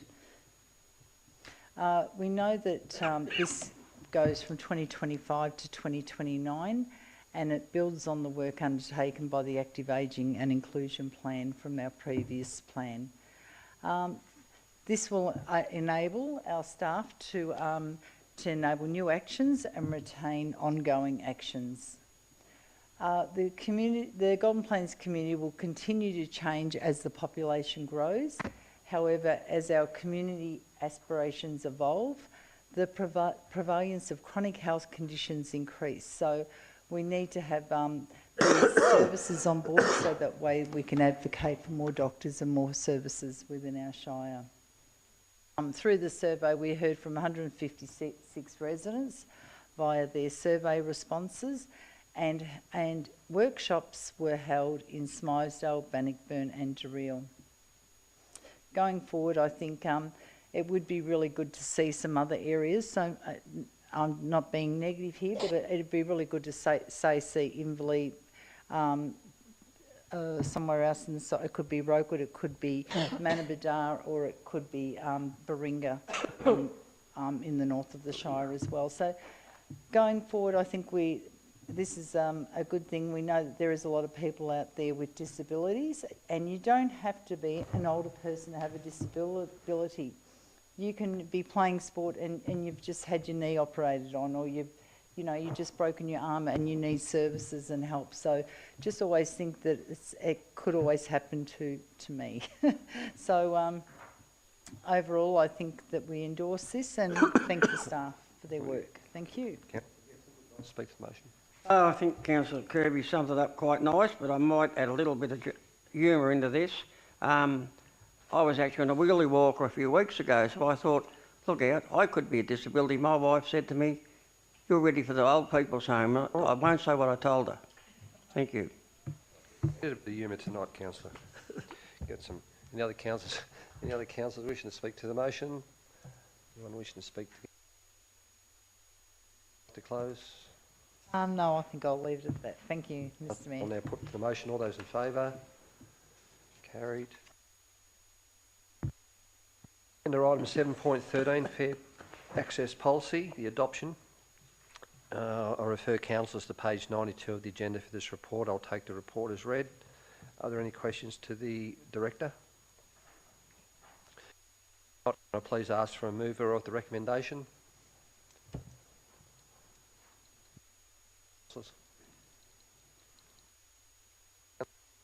Thank you very much. Can I ask for a seconder, please? Councillor Kirby. Councillor Whitfield, would you like to speak to the motion, please? Thank you, Mr. Mayor. Yes, I'll support the adoption of the Fair Access Policy. This policy aims to give fairer access to women and girls to sporting facilities. It also encourages council to support committees of management, sporting associations and clubs in the promotion and implementation of fair access. As of the 1st July 2024, all future Sport and Recreation Victoria funding submissions will be required to demonstrate fair access in practice as part of the application process. I know that Council is supporting various clubs that have reached out and others and made support available for committees to incorporate into their own governance rules ways to include fairer access. This is things like training times at facilities and competition times. Instead of relegating a women's team to a Sunday morning every time, that they're looked at equally, and perhaps they get that prime Saturday afternoon position. Of course, there's some things to consider in making that happen, but that's the aim, to make access better for all, and even in committee positions, trying to encourage women and girls to take up committee positions more often. So it's a really good policy, and happy to support it. Thanks, Mr. Mayor. Mr. Kirby. So I just think they had 24 people attend the workshops, and these were from 22 different clubs. So that's it's a good effort for the first round of people attending these workshops. I think as we go, it's a fair and equitable thing for the males and females to be able to access and use sporting facilities within our shire. And I think that going forward, we just have to make sure that we keep following, keep asking any other user groups out there to keep attending these meetings and to have fair play adopted. Thank you. Councillors wishing to speak to the motion? Any councillors wishing to speak to the motion? If not, I might put that to the vote. All those in favour? Carried. Notice of motion nil. So I'll now officially close the meeting at 8 minutes past 8. I thank everyone for their attendance, officers and council staff. Whoops. We have, where's that? We do. So we need to move. Sorry. Thank you. I think we'll close this part of the meeting. We're going to move to go into temp challenge, haven't we? So I thank everyone online that's joined us tonight. There are confidential items for consideration tonight. These items are considered confidential as defined. Can I please ask for a councillor to move the recommendation to move into a closed session? Councillor Getson, can I please have a seconder?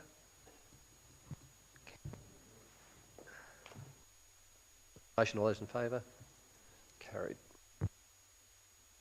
And I thank everyone for joining us online and in the chamber.